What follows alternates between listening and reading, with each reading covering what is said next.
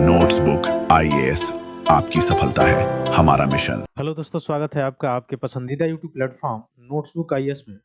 दोस्तों, आज हम लोग बात करेंगे कि अभी जैसे कुछ समय पहले आपने देखा होगा एक एनएचआरसी की रिपोर्ट भी आई थी, ठीक ना? उसमें भी या उसके बाद भी आपने देखा जो है अभी एक मामला सामने आया है राजस्थान में कि राजस्थान में जो कैदी थे, कुछ लगभग 11 से ज़्यादा जो कैदी हैं जो मुख्य रूप से देखा जाए कस्टडी में थे, उनकी जो है डेथ हो गई है। अब यहाँ से बहुत सारे प्रश्न हो सकते हैं।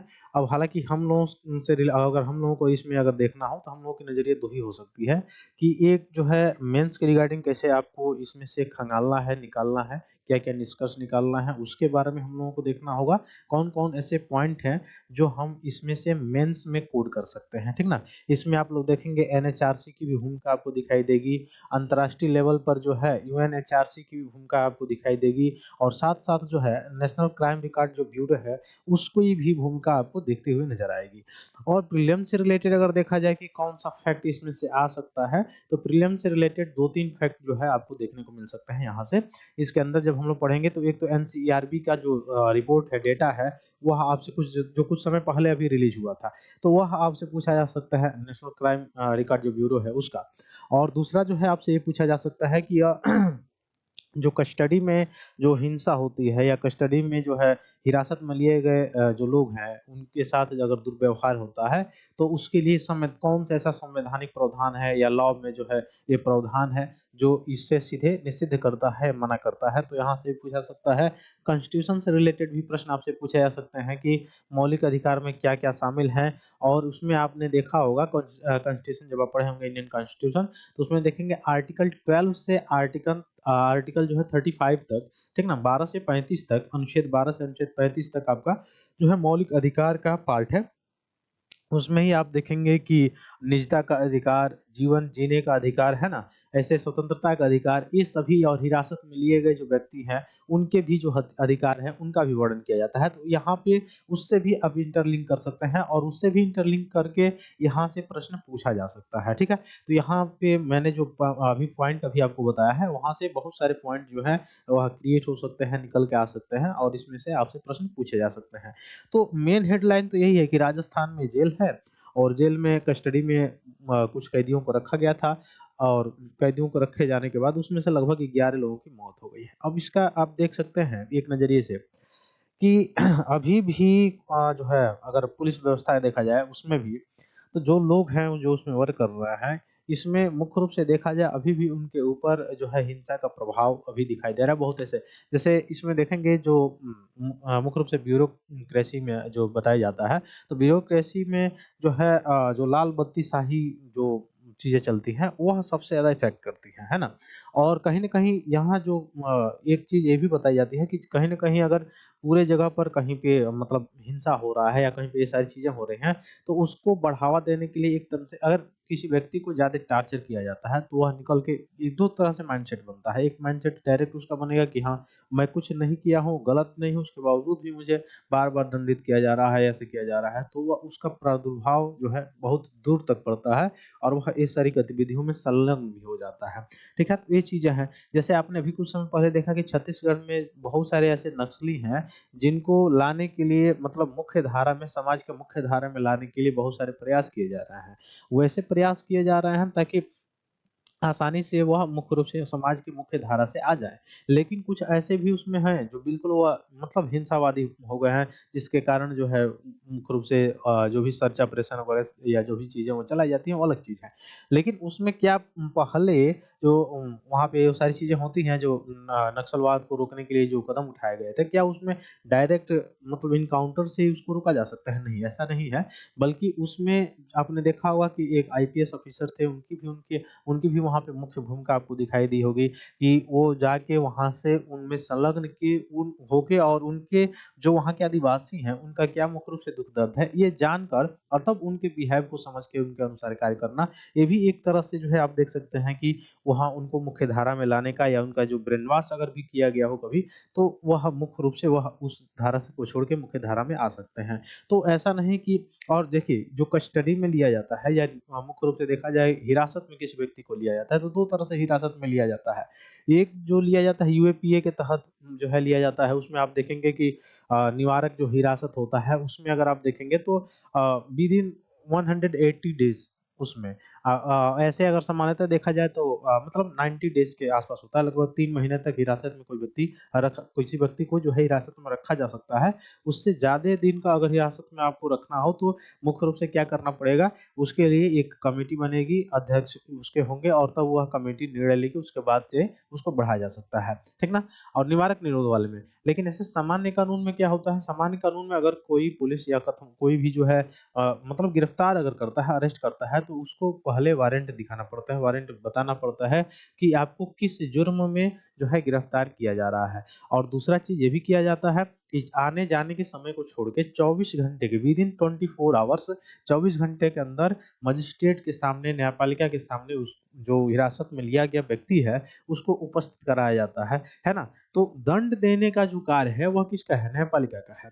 वह दंड जो है निर्धारित करती है किसी व्यक्ति का जो है दंड निर्धारित करने का वर्क जो है वो न्यायपालिका का है, ठीक है? वह पुलिस को नहीं दिया गया है। पुलिस को वो अपनी ड्यूटी करने के लिए दिया गया है कि वह किसी व्यक्ति को जो मतलब कैसे पकड़ के लाया जाए या क्या वो सारी चीज़ें किस तरह कस्टडी में रखना है। अब जब यह जो जैसे अगर जैसे एक बात कहा जाता है कि रक्षक ही अगर भक्षक बन जाए तो फिर जो है समाज जो है किस धारा की तरफ जाएगा अथवा किसके तरफ जो है नया जो है माँगने जाएगा। तो ये सारी चीज़ें हैं, न्यायपालिका तो न्याय देगी, न्यायपालिका अपने पास बैठी हुई है। लेकिन जो यहाँ पे कस्टडी में लेने वाले लोग हैं, ठीक ना? इवन आपको दिखाई देगा कि एनसीआरबी की भी बहुत सारी रिपोर्ट जो है वो बताती हैं कि कहीं न कहीं जो है बहुत सारे ऐसे राज्य हैं जहाँ पे जेलों में बहुत सारे लोगों की जो है मौत हो जाती है और मौत भी 2 तरह की आपने देखा होगा। इवन आपने देखा कि वहाँ पे बहुत सारी महिलाएँ जो गिरफ्तार होके गई होती हैं, उनसे भी जो है उत्पीड़न की जो है चीज़ें चलती हैं, बलात्कार जैसे चीज़ें या घटनाएँ जो है घटित होते दिखाई देती है। ठीक ना? तो ये कहीं न कहीं यह जड़ बनाया हुआ ये नहीं कहा जा सकता है कि पुलिस अगर है तो वहाँ पे ये सारी चीज़ें मतलब सही हैं।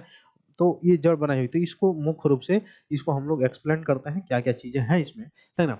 तो सुप्रीम कोर्ट ने एक बार फिर क्या किया है कि हिरासत में जो यातना के मुद्दे थे, उसको उठाया गया है सुप्रीम कोर्ट के द्वारा। अब इसमें एक मामला आया था अभी आगे हम लोग पढ़ेंगे कि सीसीटीवी अनिवार्य क्या कर दिया गया था सुप्रीम कोर्ट के द्वारा, सर्वोच्च न्यायालय के द्वारा, माननीय सर्वोच्च न्यायालय के द्वारा यह अनिवार्य किया गया था कि जितने भी जो कैदखाने हैं अथवा जेल है, वहाँ पे जो भी अगर किसी व्यक्ति का वक्तव्य लिया जा रहा है, सारी चीज़ें की जा रही हैं, तो वहाँ पे सीसीटीवी कैमरा लगाना पड़ेगा। तो सीसीटीवी कैमरे को अनिवार्य करने के 2020 के निर्देश को खराब क्रियान्वयन पर चिंता व्यक्त किया है और राजस्थान में मात्र 8 महीने के भीतर जो है देखा जाए तो 11 मौतें हो चुकी हैं। ठीक ना? अब इसकी पृष्ठभूमि कहाँ से तैयार होती है तो आपको देखने को मिलेगा कि इसकी पृष्ठभूमि परमवीर सिंह सैनी बनाम बलजीत सिंह 2020 में मामला आया था। परमवीर सिंह सैनी बनाम बलजीत सिंह मामला तो कब का है? 2020 का है। याद रखिएगा प्रीलिम्स में यहाँ से प्रश्न पूछा जा सकता है। तो सर्वोच्च न्यायालय ने सभी पुलिस थानों में क्या किया था सीसीटीवी कैमरे और ऑडियो वीडियो रिकॉर्डिंग के सिस्टम लगाने का भी आदेश इसमें दिया गया था। मुख्य रूप से बाद में इसमें अगर देखा जाए तो इस निर्देश को NIA, CBI, ED, NCB, DRI और अन्य जो भी केंद्रीय एजेंसियां हैं उन तक बढ़ा के मुख्य रूप से गिरफ्तारी और पूछताछ के अधिकार में यह सारी चीजें शामिल की गई थी। ऐसा क्यों किया गया था? ऐसा इसलिए किया गया था कि मुख्य रूप से न्यायालय ने सुरक्षा उपाय, जीवन और सम्मान के मौलिक अधिकार की रक्षा के लिए यह कदम उठाने का काम किया था। ठीक है?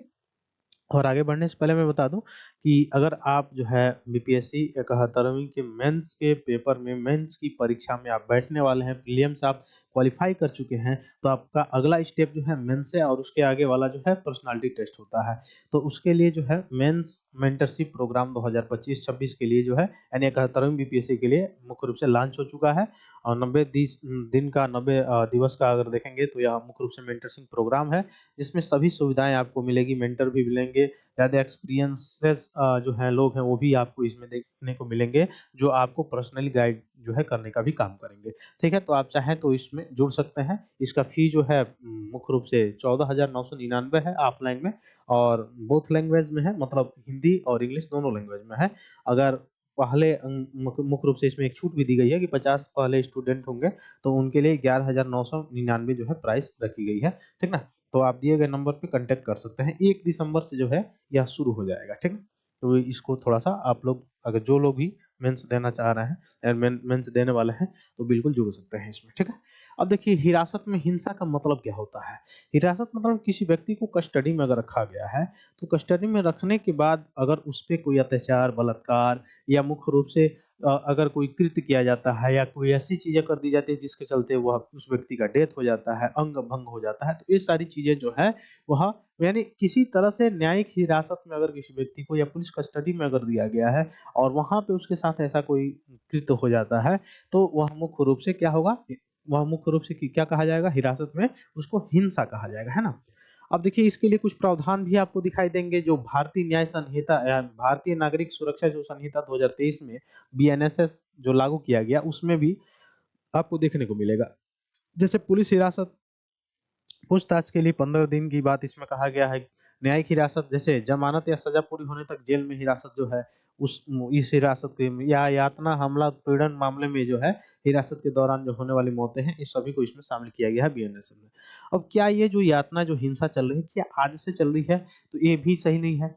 चूँकि हमारा संविधान तो ऐसा प्रावधान जो है नहीं करता है, यानी जब से डेमोक्रेसी आ गया, डेमोक्रेसी जो है ऐसा प्रावधान नहीं करता है कि किसी व्यक्ति को अगर आप जेल में या किसी व्यक्ति को अगर आप हिरासत में ले रहे हैं, तो उसके साथ मतलब ऐसा टार्चर करके उसको डेथ ना किया जाए, इस तरह से कृत्य ना किया जाए कि उस व्यक्ति की मुख्य रूप से डेथ हो जाए, ठीक ना? तो ऐसा हम मुख्य रूप से हमारे संविधान में ऐसा प्रावधान नहीं है। रेजिक्रेसी जब चलता था, तो उसमें आपने देखा होगा कि रेजिक्रेसी में बहुत सारी चीज़ें जो हैं आप देखे होंगे या पढ़े भी होंगे, तो उसमें क्या होता था, कारागार होता था, कारागार में बहुत बड़ी-बड़ी यातनाएँ दी जाती थी और बहुत अलग-अलग तरीके से हिंसा जो है उसमें की जाती थी। तो वही बताया जा रहा है कि प्राचीन भारत में अर्थशास्त्र में अगर देखा जाए तो उसमें भी देखने को मिलता है अंग-भंग, जलाना, पशुओं पर हमला करना, कठोर दंड का जो है उसमें उल्लेख आपको देखने को मिलेगा।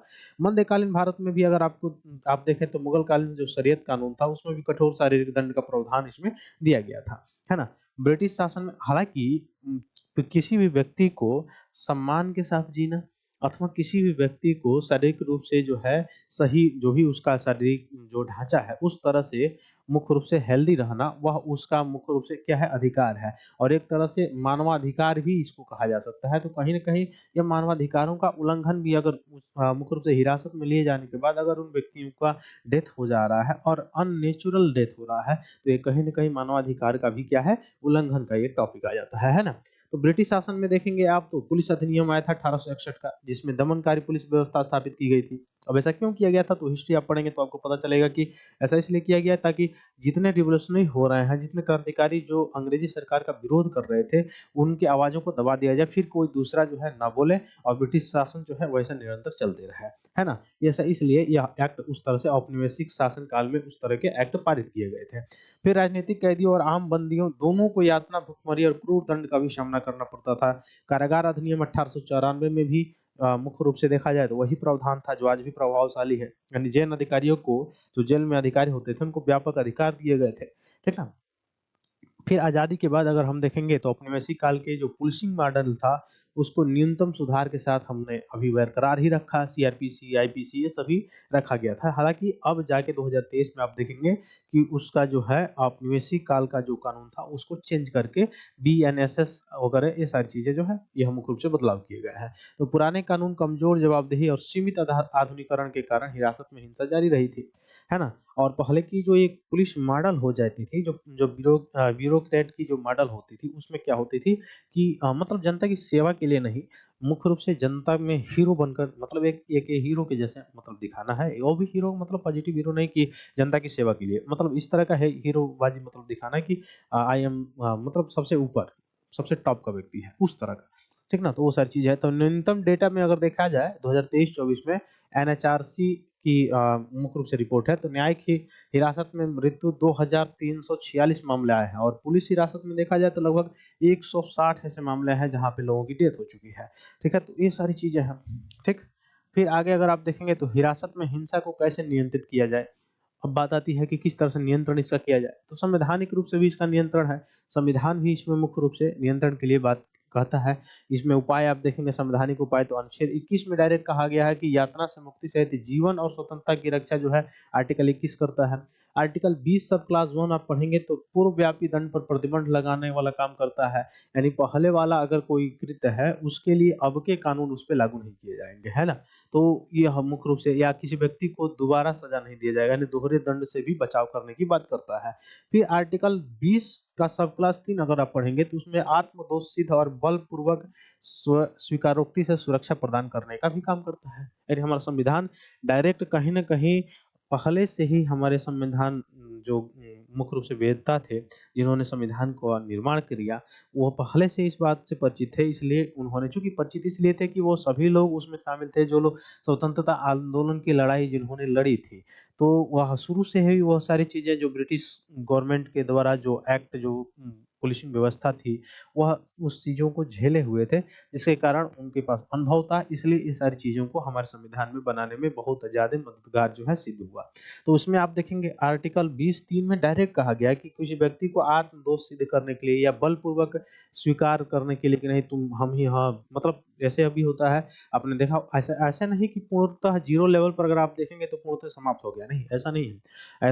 अगर मतलब कुछ ऐसे लेवल हैं 0 लेवल पर अगर आप देखने का काम करेंगे तो कुछ ऐसे भी पहले अभी कुछ समय पहले तक कुछ ऐसी पुलिसिंग व्यवस्था होती थी जहाँ पे ज़बरदस्ती किसी व्यक्ति को मतलब डरा के, धमका के और तब जाके उसे कहवाया जाता था कि हाँ, तुम कहो, तुम मानो कि हाँ, तुम्ही ने किया था। किसी तीसरा व्यक्ति कोई बलवान व्यक्ति हो, बलवान व्यक्ति का मतलब पैसे वाला कोई व्यक्ति हो, अगर उसने किसी का मर्डर किया है तो उसके मर्डर को किसी तीसरे गरीब तबके के लोग पर टाल के और रख के और तब जाके आप देखेंगे गाँव में और उसको डरा धमका के और तब पुलिस जो है ले जाती थी और उसपे ज़बरदस्ती बलपूर्वक कहवाया जाता था कि हम तुमने ही यह कृत्य किया हुआ है।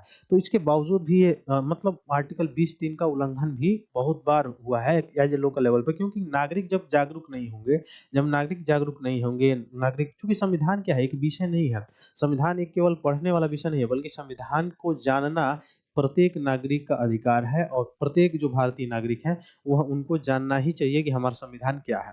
दूसरी चीज़ एक पुलिस की जो छवि बनी हुई है, मुख्य रूप से अगर ग्रामीण इलाकों में देखें या शहरी इलाकों में भी आप देखेंगे, तो पुलिस की जो एक छवि बनी हुई है, वो 2 तरह की आप देखेंगे छवि। ज़्यादातर जो छवि बनी हुई है, वो डरावनी छवि बनी हुई है। अब डरावनी कैसे?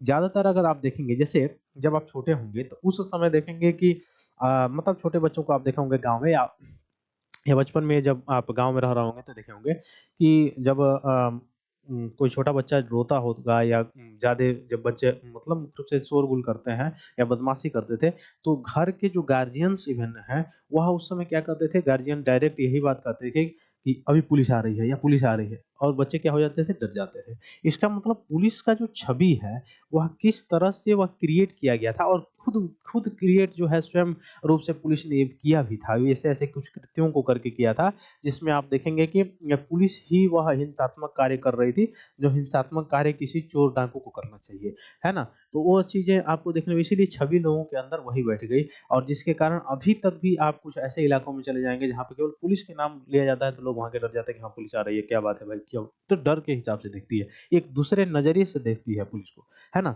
तो ये सारी चीज़ें हैं। तो हालाँकि आर्टिकल 20(3) हमारा जो है ये तो कहता है, लेकिन ये सारी चीज़ें भी यह होती है। ऐसा इसको डायरेक्टली इग्नोर नहीं किया जा सकता है कि भारत में ऐसी सारी चीज़ें नहीं होती हैं। हाँ, अभी भी होती है, ऐसा नहीं कि मैं नहीं कह रहा हूँ, लेकिन कुछ बहुत ही मतलब कम लेवल पे होती है, लेकिन होता है। ठीक ना? बहुत ज़्यादा सारे ऐसे इलाके हैं जहाँ पे ये सारी चीज़ें होती हैं। हालाँकि अब धीरे-धीरे उसमें सुधार हो रहा है। जैसे-जैसे ज़ीरो एफआईआर या डिजिटलाइज़ेशन की तरफ चल रहा है मुख्य रूप से ये धारा, वैसे-वैसे जैसे रिफ़ॉर्म हो रहे हैं, जैसे-जैसे कानून में संशोधन हो रहा है, उस तरह से अब धीरे-धीरे उसमें रिफ़ॉर्म जो है होता हुआ दिखाई दे रहा है। लेकिन पहले ये सारी चीज़ें आपको दिखाई देंगे कि आर्टिकल 20(3) जो कह रहा है बलपूर्वक स्वीकारोक्ति करना या आत्मदोष से सुरक्षा प्रदान करना जो ये दिया गया है, इसके लिए जो है आर्टिकल 20(3) जो है मुख्य रूप से यानी संविधान का अनुच्छेद 20(3) डायरेक्ट ये कहता है और किसी व्यक्ति को दोहरा दंड भी ना दिया जाए, इसके लिए भी कहता है। अब पहले होता क्या था? पहले देखिए क्या होता था पुलिस जो है अपनी कस्टडी में लेके जाती थी और मेरे आँख के मतलब सामने की बात है और पुलिस कस्टडी में लेके जाने चूँकि पुलिस का काम होता है कि जब वो कस्टडी में लेके जाए तो 24 घंटे के अंदर उसको न्यायपालिका के सामने उस व्यक्ति को जो कस्टडी में लिया गया है जिस व्यक्ति को उसको उसके समक्ष न्यायपालिका के समक्ष जो है उपस्थित कराए। लेकिन वो कब से 24 घंटा का टाइम शुरू होगा, जब आने-जाने का समय छोड़ के और कब से शुरू होगा जब एफआईआर दर्ज किया गया होगा। लेकिन उस समय एफआईआर कॉपी पे दर्ज होता ही नहीं था। अब जब एफआईआर कॉपी पे दर्ज नहीं होता था, तो वह अपने हिसाब से उस व्यक्ति को टॉर्चर करते थे, पैसा लेके किसी अन्य मामले में, किसी दूसरे से पैसा लेके जो दोषी नहीं है, उस पक्ष को गिरफ्तार करके और तब जेल में डाल देना। तो ये सारी चीज़ें होती रही हैं। अभी हाल तक कुछ दिनों तक जो थाना वगैरह जो क्षेत्र होता है, वहाँ पे खासकर जो एजेंटई या कुछ दलाली वाला जो पार्ट होता है, उसके चलने के कारण ये सब सारी घटनाएँ बहुत ज़्यादा घटित होते हुए दिखाई देंगी। जो खासकर पिछड़ा इलाका होता है, वहाँ पे आप देखेंगे तो ये सारी घटनाएँ ये बहुत ज़्यादा घटित होते हुए दिखाई देंगी आपको।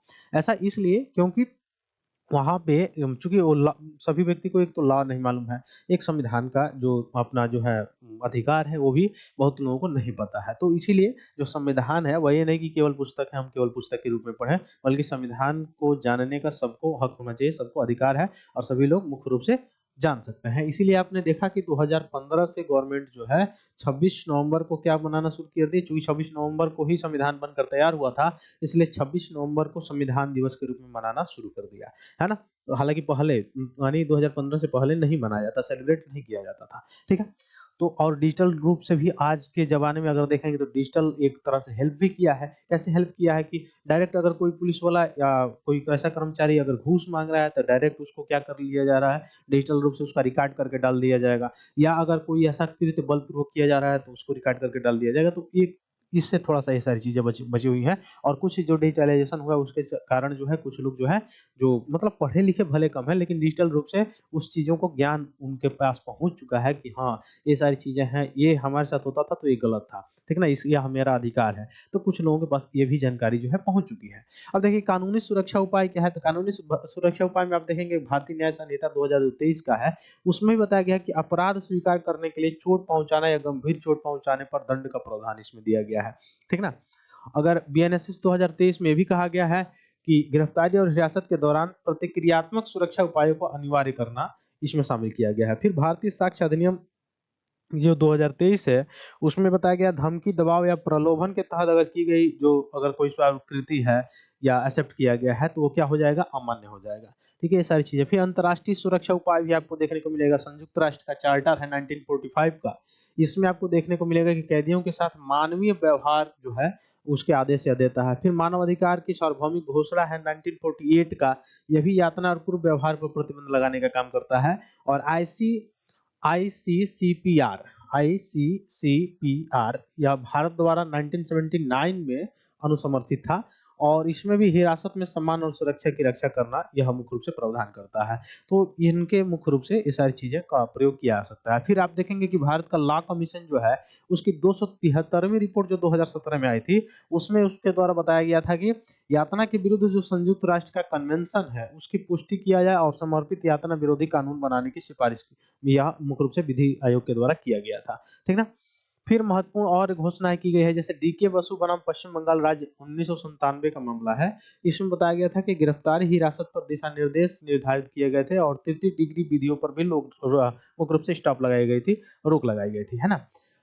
नंबी नारायण बनाम सीबी मैथ्यूज 2018 का मामला है। इसमें गलत गिरफ्तारी के लिए मुआवजा दिए जाने की भी मुख्य रूप से बात की गई और दुर्व्यवहार के कारण अगर मनोवैज्ञानिक क्षति हुई है तो उसको भी मान्यता दी गई थी। किसमें? इस मामले में नंबी नारायण बनाम सीबी मैथ्यूज मामले में, ठीक है?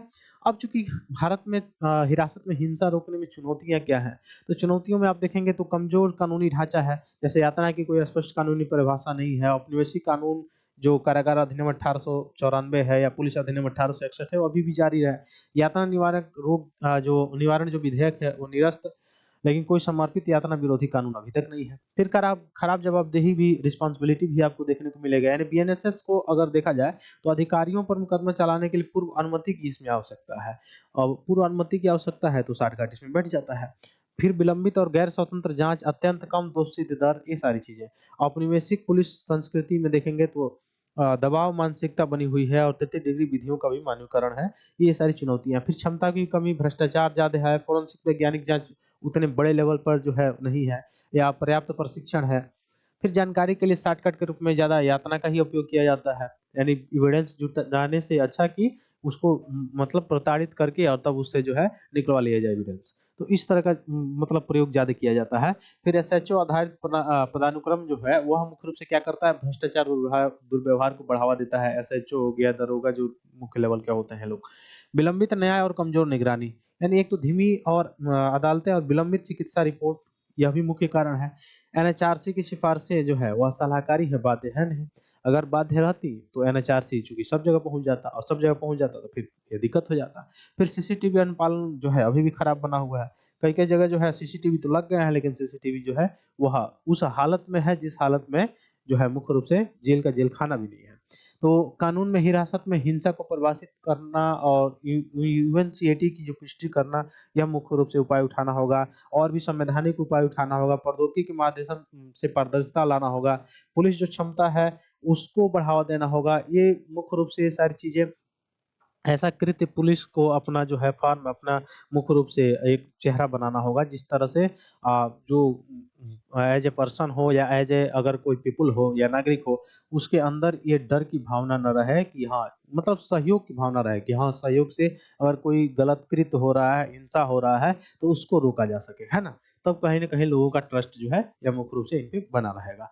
तो मानवाधिकार संस्थाओं को सशक्त बनाना ये मुख्य रूप से कार्य हो सकता है ना? फिर जन जागरूकता बढ़ाने की भी या कार्य हो किया जा सकता है, जिसके चलते ये सारी चीज़ें जो है सुधारी जा सकती हैं। तो यह मुख्य रूप से प्रावधान था जिसमें दिया गया था। मुख्य रूप से एनएचआरसी की भी रिपोर्ट आपने देखी, एनसीआरबी की जो रिपोर्ट है उसके पे मैंने चर्चा किया था अभी हाल ही में जो आया हुआ था, उसको थोड़ा-सा आप लोग और डिटेल्स देख लेंगे, किस राज्य का जो है संख्या ज़्यादा है, किस राज्य का सबसे कम है।